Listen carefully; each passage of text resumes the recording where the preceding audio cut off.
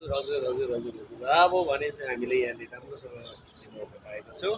मेरो साथीहरू भित्र भएको कारणले गर्दाखेरि म एक्लै बाहिरखेरि आएर सानो एउटा भिडियो बनाउने मौका पाएँ।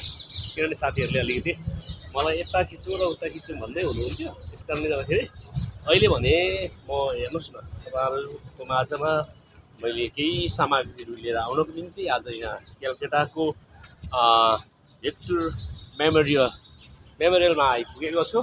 यहाँ बाहिरको दृश्यहरू मैले तपाईँलाई अघिको भिडियोमा पनि साझा गरिसकेको छु र भित्र तपाईँले यो भिडियो हेर्दै हेर्दै यदि तपाईँले माया गर्नुहुन्छ भने सब्सक्राइब र लाइक अनि साथै आफ्नो मित्रहरूलाई सेयर गरिदिनु अनुरोध गर्दछौँ।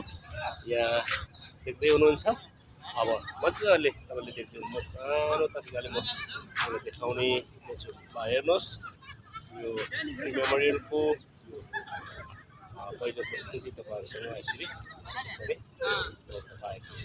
अब तपाईँले ब्याक साइडको सिन पनि तपाईँहरूलाई म देखाउँदैछु। यस्तो तरिकाले रहेको छ एपको सिनहरू बिस्तारोसँग क्यामेरा घुमाएर तपाईँलाई देखाउनेछु। राम्रो तपाईँले यसलाई हेर्नुहोस् न, सेयर गरिदिनुहोस्। तपाईँहरू आउनु नपाए तापनि मैले तपाईँलाई अघि नै जानकारी गराएको छु। यहाँ परको एउटा बिल्डिङको दृश्य देखिदिनुहुन्छ भिडियोमा। यो चाहिँ टाटा स्टिल कम्पनीको बिल्डिङ 45 मन्जिल भनेर हामी जान्न सक्छौँ। त्यो कारणले गर्दाखेरि अब म तपाईँसँग अर्को भाग देखाउँदैछु बाहिरको साइड सिन। यो हेर्नुहोस् न, मजाको छ, एकदमै रमाइलो छ।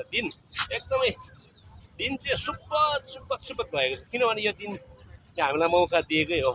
आजको दिन सिम पानी मात्रै परिरहेछ, गर्मी भएको छैन।